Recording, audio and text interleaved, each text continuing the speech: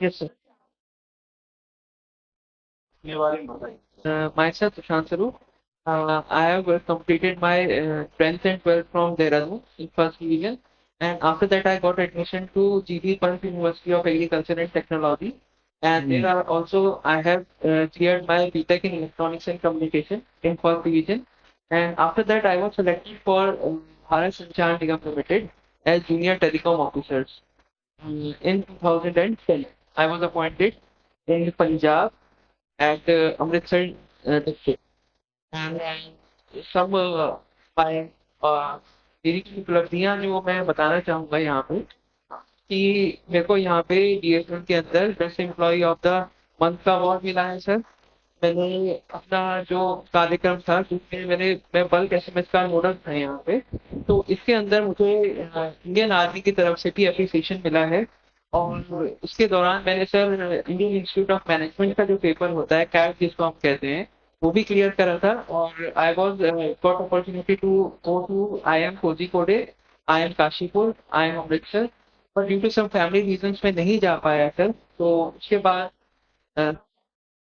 I got transferred to Scrum, and thereafter I was looking after sales and marketing section.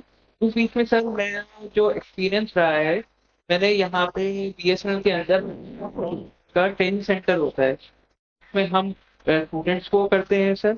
और जो हमारे in out courses चलते हैं upgradation के लिए हमारे स्टाफ के लिए, उसमें भी मैंने सर काम करा है। तो मेरे 7 इयर्स का एक्सपीरियंस है सर। सो मैंने ये बच्चों को ट्रेनिंग दी है और सब दिया है सर। सर इसके बाद मैंने सेल्स एंड मार्केटिंग देखा है। सेल्स एंड मार्केटिंग में मैं यहाँ का उत्तराखंड का नोडल था सर पूरे सेल्स एंड मार्केटिंग के लिए। हमारा सिम से रिलेटेड जो भी काम होता था उसको मैं देखता था सर। और आजकल मैं सर पोस्टेड हूँ एज अ देहरादून में as a nodal for fibre to the home service.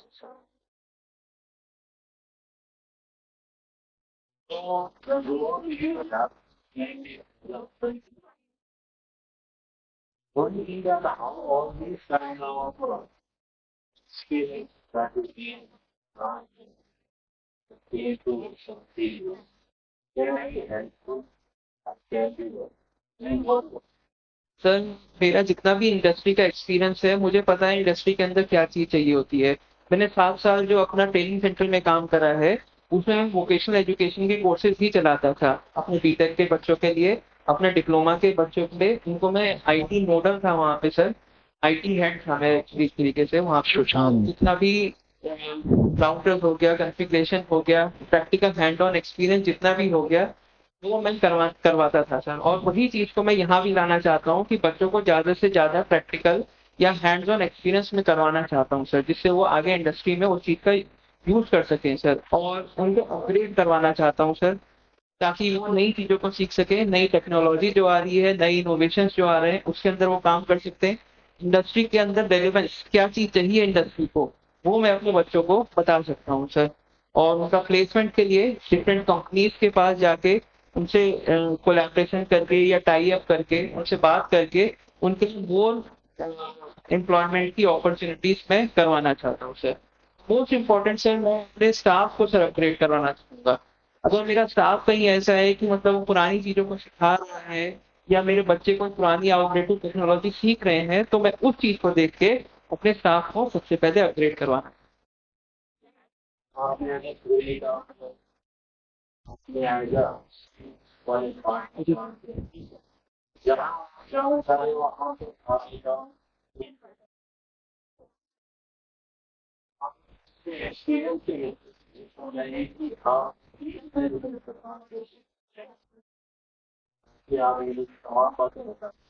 Sir मेरे सर मेरे पिछले एक्सपीरियंस में तो मैं नॉर्थ जोन में सर आईटी हेड था सर। मतलब जितने भी हमारे आईटी से रिलेटेड कोर्सेज चलते थे, जैसे हमारे कुछ प्रोजेक्ट चले हैं sir, enterprise resource planning, world detail records का जो हमारे टीसीएस के साथ कोलैबोरेशन हुआ था, या एंटरप्राइज रिकॉर्ड रिसोर्स प्लानिंग जो हमारे सेंट्रलाइज डाटाबेस हुआ था, उसमें मैं सर नोडल था सर। तो मैंने पूरे नॉर्थ जोन का वहां से करवाया है सर। तो इसी तरीके से मैं चाहूंगा कि मैं यहाँ पे भी उस चीज को यूटिलाइज कर सकूं। मेरे को एक्सपीरियंस है सर कि मतलब टीम के साथ कैसे काम करते हैं, आपको डिफरेंट रिसोर्सेज को या फिर आपके पास जितने भी अवेलेबल रिसोर्सेज हैं जिससे चंद्रमा की चांदनी जो होती है वो एक तरीके की शांति प्रदान करती है आपको सर। तो वैसे ही है। मेरा एक ड्रॉबैक भी है सर कि मैं मतलब गुस्सा थोड़ा कम ही आता है। बाकी तो सर आजकल के टाइम पे सर ये थोड़ा तो आता है। But the people read history, you read history. Yes. इसीलिए तो मैं अपने आप को बदलता नहीं हूँ सर, मैं जैसा हूँ वैसा ही हूँ। Absolutely. Yes. एक वक्त के साथ हम बदलाव चाहिए। सर बदलना आउटर ट्रेड को चाहिए सर, जो इनर ट्रेड है उसको नहीं बदलना चाहिए। इनर ट्रेड मतलब सर हमारे अंदर का व्यक्तित्व कैसा है, आप कैसे बात करते हैं, आप कैसे काम करते हैं, ये हमारी इनर ट्रेड है जो हमको अंदर से आ रही है सर। आप किस तरह के आदमी हैं, क्या आप उग्र आदमी हैं, आप शांत आदमी हैं, आप किस तरह से काम करते हैं। Rank of SDO, Divisional Engineering or Sub-Divisional Officer, sub division Engineer. Indian Telecom Industry. Are you know? Please tell me. तो इंडियन टेलीकॉम इंडस्ट्री हमारा जो बीएसएनएल है ये एक तरीके का आईएसपी है या टीएसपी है, टेलीकॉम सर्विस प्रोवाइडर है, जिसके अंदर काफी सारी इंडस्ट्रीज आती हैं। हमारा रिलायंस हो गया, हमारा जियो हो गया, एयरटेल हो गया, बीएसएनएल हो गया, ये सब एक ही टेलीकॉम इंडस्ट्री के पार्ट है। इनका एक मोटिव है कि ज्यादा से ज्यादा लोगों तक डिजिटल पहुंचे, हर चीज को डिजिटलाइज करने का, ये हर चीज हर जगह नेटवर्क कवरेज पहुंचे हमारी ज्यादा से ज्यादा। तो ये हमारा बेसिक मोटो रहता है सर, अच्छा कंटेंट पहुंचे, अच्छी स्पीड पहुंचे आपके पास, इंटरप्शन ना हो, ये हमारा टेलीकॉम का मेन मोटो है। Okay. MSME इसके बारे में बताएं. Micro small and medium industry sir ये एक तरीके की इंडस्ट्री है जो छोटे व्यापारी इसमें रजिस्टर करके अपने व्यापार को बढ़ा सकते हैं। आप आईटीआई के जो कोर्सेज हमारे चल रहे होते हैं उसको तरह के जो लोकल